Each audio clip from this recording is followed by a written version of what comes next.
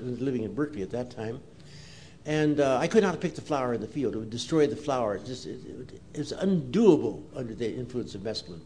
And I looked at that flower in the house, and I looked down inside of it and see beautiful colors toward the center of it, which was actually never seen before. The next experiment, I made one of my first synthetic variations on this, was to make a methyl group into an ethyl group and see if it would do the same sort of thing. I had a slightly more potent compound. It was the ethoxy counterpart. And I was curious if it was the same type of action. It was not. In fact, I had a flower in the living room, and I looked in the flower to see if I can see the peculiar, strange colors, and I didn't have any hesitation tearing the flower apart to look.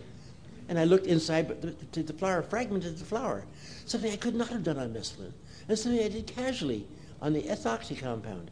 So I began then to realize slight changes in the molecule may change potency, but may change the quality of the experience, and might make some things apparent that were not apparent under the other ones, or the other way about, be unable to find some aspect of your own personality that you would like to investigate, which you could with one compound and not with another. Each drug opens a different door inside you. But to confirm what Sasha is saying, what you get out of a psychedelic experience has to be within you. And it's just that in our hurry and our everyday life, the way we live it now especially, we don't take the time to try to explore the insides of ourselves. A great deal of information about these other parts of yourself come through in dreams. But the learning you can do from that is a little bit more limited, and some people just cannot remember their dreams. But dreams are a very, very good way of getting messages from your own unconscious. But again, the experience is not in the drug, it's in you. Anyway, what do you think about the difference between low dosages and high dosages of, say, MDMA in terms of getting the best results for therapy? I notice a lot of people take large amounts, which seems to me to cause more distractions, both physical, like too much energy rolling through it, and sometimes low dosages are actually better for just inner work. That depends a great deal. First of all, the first experience with MDMA, I think among all the people, all the therapists I met, lay and otherwise, who had used MDMA in therapy, I think most of them would not use more than 125 milligrams the first time.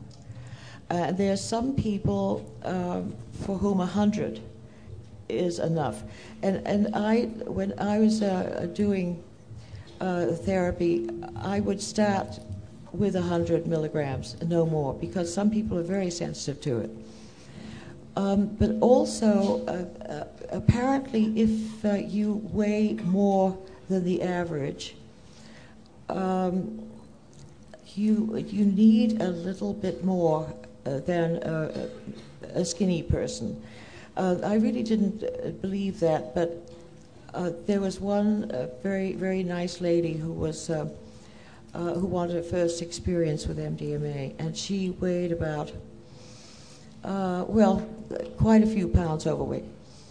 And she couldn't really get the effect until we tried her on 150 milligrams, which is really quite a lot. As far as you asked specifically about MDMA, I think that with most psychedelics, it is much, much better to be modest in your dosage. I think that if you overdose, you're going to lose any of the learning that you got. You're just going to be stoned. And being stoned might appeal to some people, but you don't learn much. So I think lower is not always better, but usually it is. I hate to make generalizations like that because there are always exceptions, but I think it's safer to go with lower. At least until you have had enough experience with that particular drug to know what your reaction is. It could be quite individual. First of all, I'd like to bless you for the work you've done and the courage you've had in bringing this out to the world.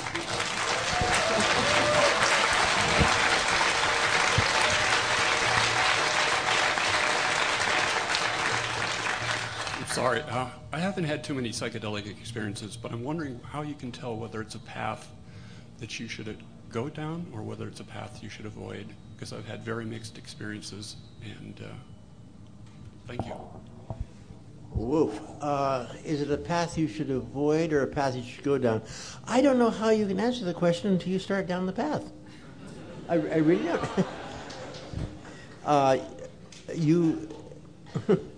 No, I've really had a very good friend who wanted very much to try MDMA. He had never taken any psychedelic, but he wanted to try MDMA. He lived right across the street from a bar. And every evening after he came home from work, he would be in the bar until it closed at 2 o'clock, and then stagger across the street and go to bed and go to work the next day. But he wanted to try MDMA, and I was always avoiding giving it to him because of two reasons. One, he is a chronic alcohol user, therefore he may be a chronic drug user if he got into drugs. But secondly, he could not tolerate homosexuals. He actually became almost vigorously, actively voicing the disgust of people who are homosexual. And I had the feeling if we were to open that door in him with MDMA, he may find that in his inner self he believes he may be one. At which point, he being larger and heavier than me, I might get pounded into the floor.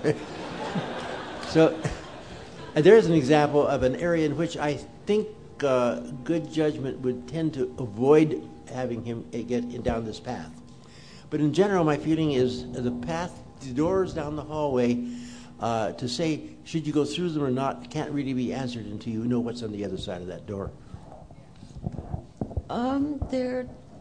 I would come up with an exception to that, and that is if you really are for reasons you can't understand, if you're really scared to try a psychedelic, and especially if all your buddies are telling you you really should have this experience, I would go with your instincts because there are some people who are extremely sensitive who do not need to open those doors with psychedelics because they open rather easily without them. And they should not use psychedelics. People who are a little off balance, who are not very strong in their core self, and people who are young enough so that they haven't really coalesced that feeling of I-ness. They are still not fully formed. I hope I'm not sounding too exotic. By the time you've reached 30, you have a real sense of the I am, I exist. But sometimes it takes quite a while into your late 20s before that is really strong and firm. And before that, it can be quite risky for some people to take the psychedelic journey. So, especially if they're quite young people whose pals are telling them he really ought to try so-and-so and whatever, he shouldn't do it. He should stick to his guns and say, no, I'm not ready for it. I don't really want to try it right now. Go with your instincts. Thank you. I want to also thank you for your work. So I'm a social worker, and my question is actually